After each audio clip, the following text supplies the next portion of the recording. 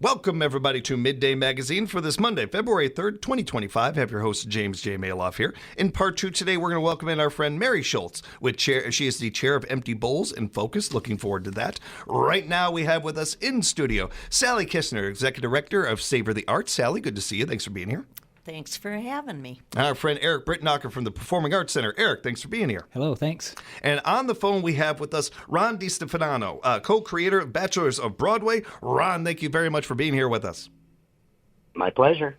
Appreciate the time. The way we do these, Ron, I will talk with Sally and Eric after talking with you for a little bit. We kind of break this up into two parts when we have somebody like you joining us. So we're going to get into the show in a moment. But, Ron, I have somebody like you on the phone. I've got to find out a little bit more about you, and our audience loves this stuff. Can you tell us a little bit about yourself, a little bit of your origin story, if you will, Ron? Oh, my goodness. Sure. It's a long and twisted story, and I will summarize it as briefly as possible. I'm actually went to college for chemistry and ended up in the entertainment industry sort of through an alternate pathway that most people would never take. I sort of took a summer between getting my bachelor's degree and heading towards getting my doctorate, and took a little summer adventure job doing small, podunk theater, and I met somebody who sort of changed the entire course of my life, and that person is now my business partner, but at the time, she was a fellow musical theater performer like myself, and we ended up creating, after being friends for nearly a decade, a two-person song and tap dance show called Two on Tap, which actually has played so many venues throughout your area. After getting our experience with that around 2015, she wanted to start a family and sort of get off the road, but she wanted to, not take away performance opportunities from me. So we ended up starting to create shows, and one of the shows that we created was called Shades of Bublé, which is another show that has played so frequently in your area. And then we looked at each other and said, hey, I think we're pretty good at this. So then we started creating these shows, and our latest production is Bachelors of Broadway, which was created in 2022 and is now touring the country. You saw an opening, and I almost need for this in our, whether it's theater or what have you. What was it about the early days of this, when you're putting together those original shows, that told you, yeah, audiences want this, audiences want more of this? Well, there are kind of two groups of thought about live concert performances. There's the people who are theatrical and are doing stage shows, Hello Dolly and Dear Evan Hansen. Mm-hmm. And then there are the concert people, the musical acts, the Beatles, the Eagles.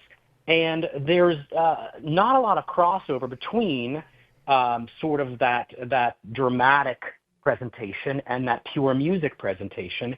And we, coming from theater but loving real authentic music, wanted to find something in the middle. And we used our theater sensibilities, and Melissa has always had a really strong draw to real authentic music, not theatricalized pop music and rock music, but real pop and rock music, maybe because she had an older brother who lived through the 70s and 80s. That's where we sort of found our way in, was being one of the only companies that was creating these shows that were delivering a real authentic musical product, so audiences that are used to live concerts are going to enjoy them, but have a little bit of extra flair, a little bit of choreography, a little bit of production that brings it to the next level. Ron, I like to ask this question to people, all the creatives I talk to. I'm very curious with your answer, given your history and what you told us before about not really thinking about getting into the entertainment industry when you were young, when you were thinking of a career. Who were some of your influences? Were they late in life? Were they young when they were young and you were always an entertainer, you just didn't know? Well, you'd have to talk to my parents to get that answer. But I think I always, I always enjoyed attention. Actually, that's not exactly true. I was super shy until I was 9 or 10 years old, and then something flipped where I had to do some sort of school presentation in front of people, and I kind of heard the applause for the first time and got hooked. I think that's the story for a lot of performers, where you just get that, you feel that visceral exchange with an audience, and it triggers all those dopamine responses in your brain, and you just chase after it for the rest of your life. That, I guess, was me. But because my family is so strongly rooted in science and math, I mean, my sisters got a master's degree in biology, and my mom was a nurse and created these curriculums all over Florida for pre-medical high school magnets. It just wasn't a viable pathway. We're all artists and we're all musicians, but none of us do it as a career. So much so that my mother, I'm going to have it embroidered on a pillow at some point, but my mother said, National Merit Scholars do not sing and dance for a living. So I proved her wrong, and now she actually works for our company. So there's a very full circle moment there. It's just, it all just kind of happened organically. I just went in a direction and then followed my heart, and it took me somewhere else. We're speaking with Ron Stefano from Bachelors of Broadway. You're going to be coming to town here just shortly. We'll get into the details of that, how you can get tickets, and much, much more. Ron, when it comes to this show, the performances, all that, you touched on this a little bit. You wear a lot of hats, man. I do.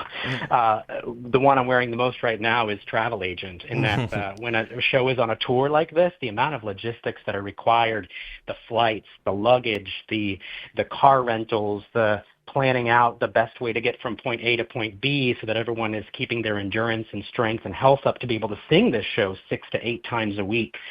When people are in Broadway shows, with the exception of those people who are carrying the show, the leads of the show, most people are on stage over the course of a 2.5-hour show for 20 minutes, 25 minutes. Mm-hmm. It's very rare that a performer will sing constantly for 90 minutes. So it requires a lot of, almost like a marathon runner. It requires a lot of strength, a lot of endurance, a lot of training.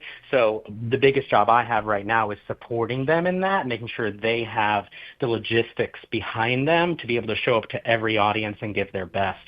I know in Wisconsin Rapids, we're doing a wonderful student outreach in the afternoon, which, has to be accounted for in terms of the performer's endurance. They're used to having their prime time be in the evening. So when you have a student performance, and usually we do a 45-minute presentation, so it's a shorter presentation of the show, not the full 90 minutes.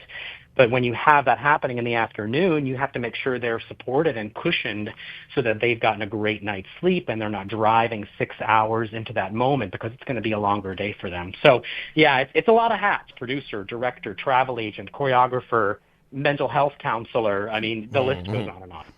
Hey, you mentioned the outreach, the student outreach, and we're going to talk with Sally and Eric a little bit more about that. But I'm curious of you and the performers, what that means for you guys to be able to be a part of something like that.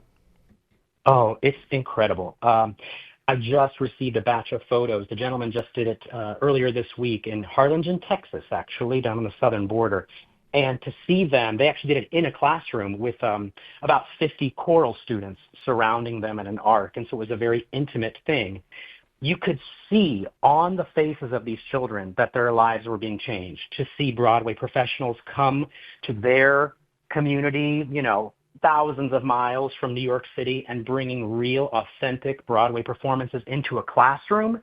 It's the way we're creating the next generation. It's the way we're creating the arts funders of the next generation. Some of these kids might not be professional performers, but they might love the arts enough and they become successful enough in another career that they are then sponsoring the next set of performances in Wisconsin Rapids, or putting their company's ad in front of the patrons because they see the value of keeping arts going.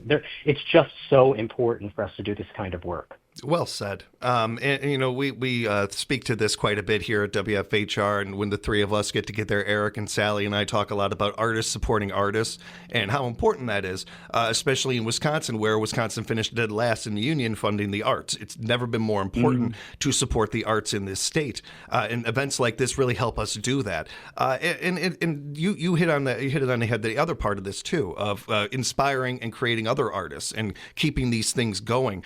I think that you have such a unique perspective to offer as well, because like you said, so many of us, I was 7 when I knew what I wanted to do. I wanted to be an actor and everything. For you, you found this a little bit later in life. I think you have a maybe even more of a rounded out perspective given that for kids. And another thing too that the three of us are able to do when we get together, and having you here, Ron, really hits this home, is, hey, you like the arts? Hey, you like entertainment?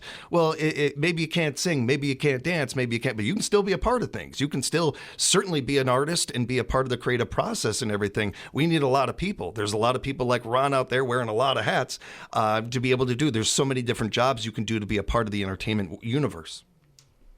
So true. And, not to be crass about it, but yes, there's people who can do props, people backstage, people running the show, but also people writing checks. That is a valuable part of the arts process. So if you can do that, you are part of the arts creation. Have you been to Wisconsin before, Ron? Oh, so many times. Yeah. Every single corner of that amazing state. I thought so. We're looking forward to having you here. I thought you'd been here before, but I did want to remind you that this time of year, no roller coasters. I'm sorry, the roller coaster's not running right now. You must have been to my website. Yes, I'm a big roller coaster fan. I have my trip to Disneyland planned in a couple weeks too, so right I'll get my fix in. Before we let you go, Ron, let's get into just some of the details of this show. What people can expect from Bachelors of Broadway, Gentlemen of the Theater. Yes, it is a very exciting, high-energy celebration of over now 100 years of music from Broadway.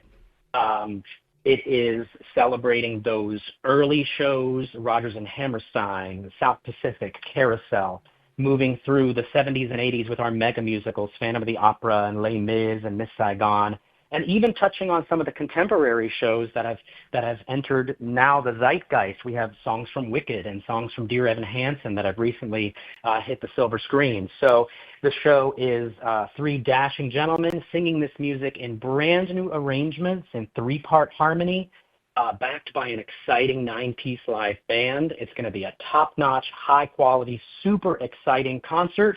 And you don't even have to be super familiar with Broadway to enjoy it. We say that we put something in for the husbands who got dragged there. So if you hear a song you don't know, we promise you the next one you're going to hear is Can't Take My Eyes Off of You from Jersey Boys. So there's something in there for everybody. I was going to say, it looks like a lot of thought not only went into the song selections and play selections and everything, but the order of those songs. I thought that was really unique. That's right. I mean, Melissa and I, the creators of the show, are basically educators first. She's a former dance educator, and being from a family of educators, it's my background as well. You have to change the modality. When you're in front of a group of people, everyone responds in a different way. So you can't do the same thing for more than 8 or 9 minutes in a row. You've got to keep changing it up. So there's a tremendous amount of variety in the show. And we're super proud of what we've done with taking very seemingly traditional songs the audience will know the lyrics and music to. For example, Give My Regards to Broadway, a song written in the early 1900s that people know as this traditional, kind of goofy little march. Well, we've reimagined it as this beautiful, soaring pop treatment. They're going to know the music, but they've never heard it this way before, especially played with this exciting live band. Cannot thank you enough for the time, Ron. This has been a lot of fun talking with you, getting to know you a little bit more, and we're really looking forward to you and the team coming here to town. Before I let you go, though, as a journalist, I have to ask hard questions from time to time. Ron, do you have a favorite Broadway show or song? Oh my goodness! Yeah, I don't even know how to answer. Tough question. It changes on a day-to-day basis. I will say, you know what? And I don't want to say I'm embarrassed to say it, but I was so surprised by a recent show I saw on Broadway called And Juliet, like ampersand Juliet. Mm-hmm. For your audience that doesn't know, it's a retelling of the Romeo and Juliet story using contemporary pop music, answering the question, what would have happened if Juliet had woken up and decided not to end her life like her boyfriend Romeo did? Mm-hmm. What happens if she goes on and has a life of her own and sort of, goes the girl power route? It's right. Super fun, super exciting. I'm not normally a huge fan of jukebox musicals, but I went in with no expectations, and I left that theater having had such a great time. So I'd say that's one of my current favorites. Right on. Great reference, too. And so speaking of artists supporting artists, shows like that and mentioning things like that are only going to help the future of theater, because I think that is about a big part of it is plays like that and some of the things that the reimagining that they're doing with some of these, bringing in old and new people to theater. And we're going to be bringing young, old. We're going to fill the pack for you, man. Thank you so much for the time, Ron. You guys have a great, safe trip getting here. We're looking forward to having you in town soon. My pleasure. Thanks so much for having me. Man, was that a great interview. It was a lot of fun. Big thank you to Ron for joining us. The harmonies of them. It's just, so I went down, I'll be honest with you guys, I was prepping for the interview this weekend, and I went down a rabbit hole. And I almost didn't, I have to do a lot of work tonight because I didn't prep for other interviews because I was too busy being entertained by these guys. Sally, this is a fantastic show. Can we get into some of the details? You bet. The show is February 20th at 7:30 at the PAC, and tickets are $49 for adults, and as usual, $10 for students. You can purchase them online at savorthearts.com or give us a call, 715-424-2787, or stop by and see us, 1040 8th Street South in Wisconsin Rapids. And Sally, this is a great show as it is, but you guys are also offering something even more with it, dinner and a movie, dinner and a show. Dinner and a show. The meal will be held at the Ridges. Tickets are $26 for that, and we have to shut down ticket sales February 6th. So you have through Thursday. So give me a call. You purchase those directly through the Arts Council, and you have 3 options for your meal that you select when you get your tickets. Thank you for that, Sally. Eric, I wanted to mention with you that the Mead Winter Foundation is sponsoring an outreach opportunity for students in the afternoon of the performance. I imagine the kids are excited about this one. Yeah, I guess we have a group from Rapid School of Performing Arts coming over, and I would anticipate that there's going to be some student groups joining us as well. We really like these student opportunities. As kind of Ron mentioned, earlier in the interview, that this is an opportunity to kind of change the life and trajectory of some, kids and, what they might be interested in going into. And it's so true that there's a lot of things behind the scenes that take far more than just the performers on stage that we see and grow accustomed to.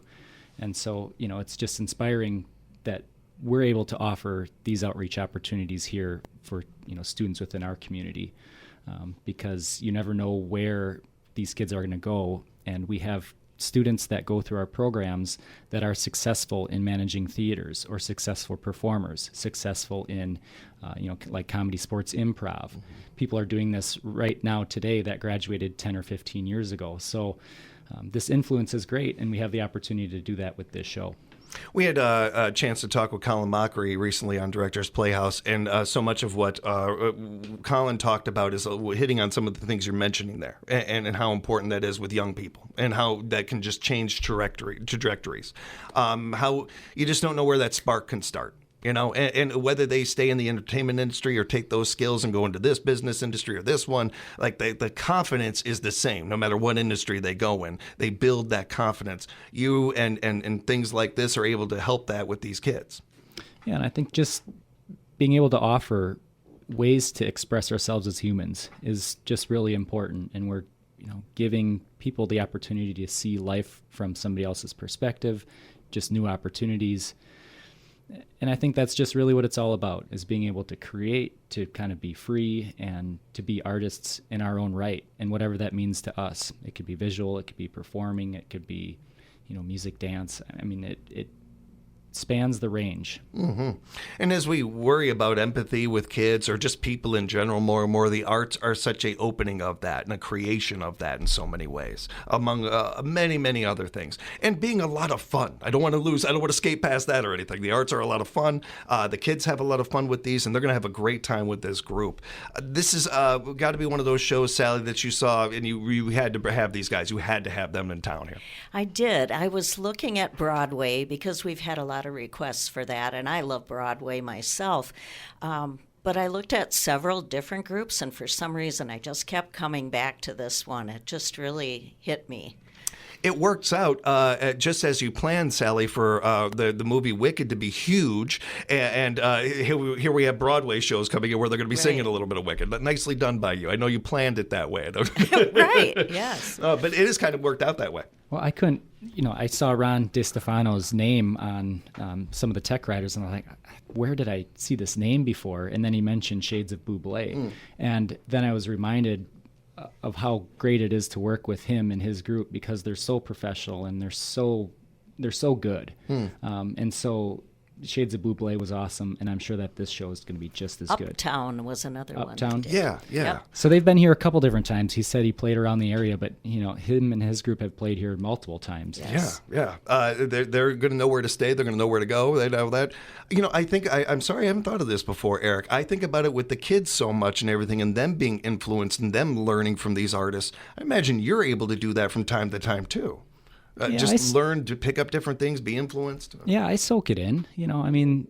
You have the ability when you work in this industry to work with just incredibly talented people and people who have done things that we all maybe in some ways aspire to do, or, we think about, our dreams are this or that. And so, you have the opportunity to work right alongside these people, shoulder to shoulder with them. And we're all giants in our own right, even in our own community. I sit next to Sally, and it's the work that she does on a day-to-day basis is incredible for the people in our community and the people that come from multiple states away to come see shows like they did last Friday.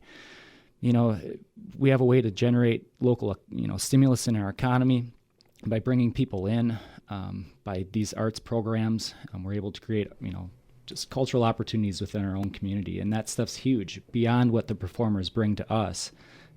We're doing great things just right here in our community as well. We've got a great show coming up, but we just gave you a great one because you two just nailed it. Nicely done, you guys. Well done. Sally, one more time, let's go over the details of this show and how people can get tickets. The performance is February 20th on a Thursday, 7:30 p.m. Tickets are $49 for adults and $10 for students. You can go on savorthearts.com to get your tickets, or give us a call, 715-424-2787, or stop by and see us at 1048th Street South in Wisconsin Rapids. We're open Monday through Thursday from 10 to 2:30. I'd also like to mention our sponsors for this show. As mentioned, Mead Witter Foundation is sponsoring the outreach, which is phenomenal. Mm-hmm. And then we have show sponsors WSAW Channel 7. Rapids School of Performing Arts is also sponsoring this. Aaron and G. Herman's Plumbing and Heating. Modern Woodman of America, which is Curtis Langemeyer. And Cobblestone Hotel and Suites, where our performers stay. Big thank you to all of them. And you can find out more about Bachelors of Broadway by going to their website, bachelorsofbroadway.com. Be sure to read more about Ron at his website, rondistefano.com. And, of course, you can get your tickets and find out more about this season at savorthearts.com. Both of you, thank you so much for the time, and a big thank you to Ron. Thank you. We'll be back with more Midday Magazine coming up here at WFHR.